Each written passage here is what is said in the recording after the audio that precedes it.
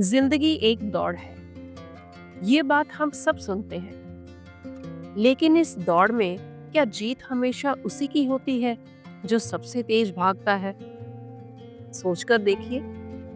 अगर तेज भागना ही जीत है, तो फिर खरगोश को कछुए से हार क्यों मिली? दोस्तों, असली जीत उसी की होती है जो धीरे धीरे पर लगातार आगे बढ़ता रहता है। यानी slow and steady wins the race.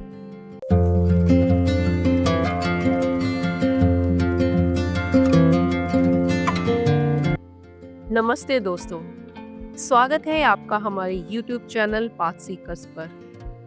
आज हम बात करने वाले हैं उस सीख की जिसने बचपन से हमें सुनाई गई एक साधारण सी कहानी को जिंदगी की सबसे गहरी सच्चाई बना दिया है। धीरे धीरे और निरंतर चलने वाला ही असली विजेता होता है। आज की ये कहानी, ये संदेश आपके जीवन का नजरिया बदल देगा। हम सब ने बचपन में ये कहानी सुनी है। खरगोश बहुत तेज दौड़ता है पर बीच में आराम करता है।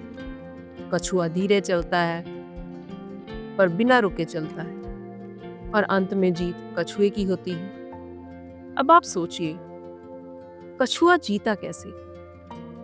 क्या वह तेज था? नहीं। क्या वह चालाक था? नहीं। उसकी जीत का कारण था लगातार चलना और हार ना मानना। यही असली जीवन का राज है। तेजी से आगे बढ़ने वाला हमेशा नहीं जीतता, बल्कि निरंतरता से चलने वाला ही असली विजेता बनता है। आपने छोटे बच्चे को देखा होगा। वे चलना कैसे सीखता है? पहले गिरते हैं, फिर उठते हैं, फिर 2 कदम चलते हैं, फिर गिर जाते हैं, लेकिन रोज कोशिश करते रहते हैं। धीरे धीरे वही बच्चा पहले चलना, फिर दौड़ना सीख लेता है। अगर वह बच्चा 1-2 बार गिरकर हार मान लेता, तो क्या वह कभी चल पाता? नहीं। वह जीतता है क्योंकि वह धीरे धीरे और लगातार सीखता है। धीरूभाई अंबानी, आज उनका नाम भारत के सबसे बड़े उद्योगपतियों में लिया जाता है। लेकिन शुरुआत कैसी थी? पेट्रोल पंप पर काम करते थे। थोड़ा थोड़ा करके व्यापार शुरू किया, लेकिन उन्होंने हार नहीं मानी। धीरे धीरे छोटे छोटे कदम उठाते रहे, और एक दिन वही व्यक्ति भारत का सबसे बड़ा कारोबारी बन गया। उनकी कहानी कहती है, तेज शुरुआत से नहीं, बल्कि निरंतर मेहनत से सफलता मिलती है।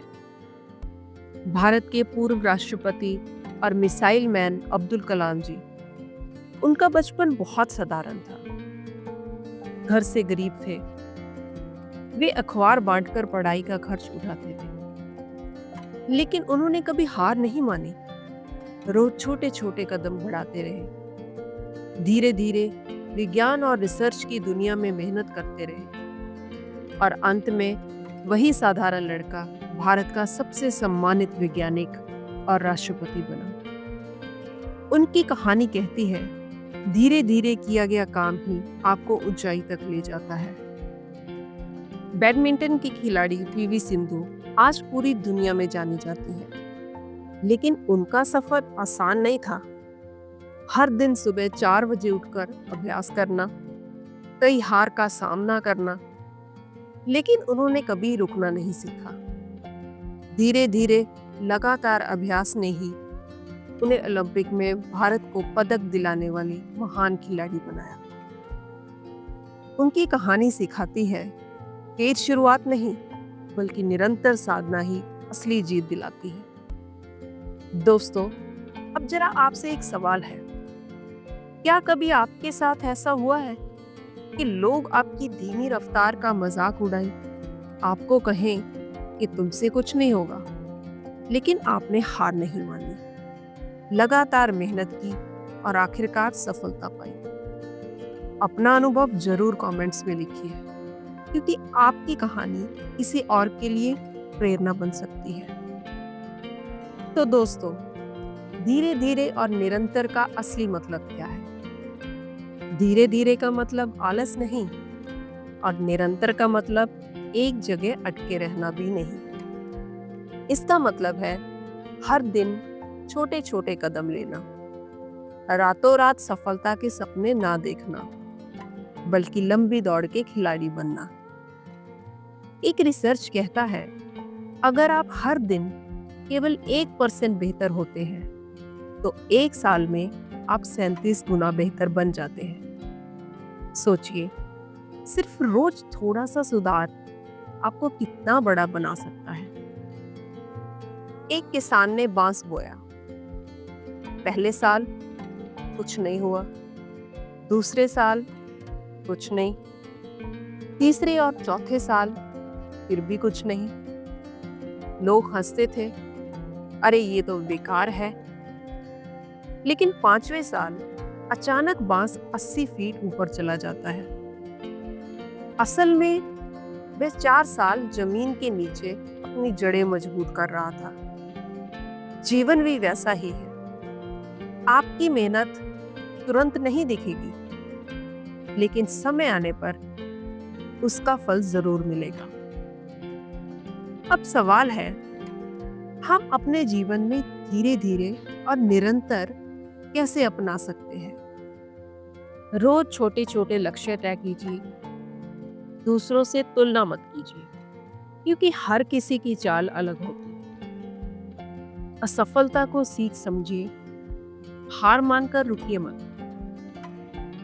मंजिल पर ध्यान देने से ज्यादा सफर का आनंद लीजिए, और सबसे जरूरी, धैर्य रखिए।